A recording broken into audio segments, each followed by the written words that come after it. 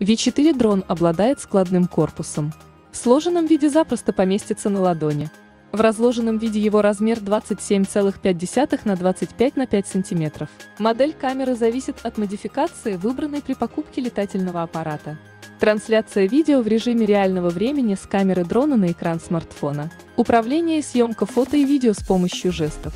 Дрон оборудован двумя камерами, одна из которых также выполняет функцию оптического удержания позиции. Можно задать ему путь следования, начертив его на экране телефона. Аккумулятор квадрокоптера 1600 мАч. Время полета до 20 минут. Оптический метод слежения, при котором дрон будет следовать за пользователем. Функции автовзлета и автопосадки позволяют поднимать и сажать дрон не в ручном управлении, а нажатием кнопки.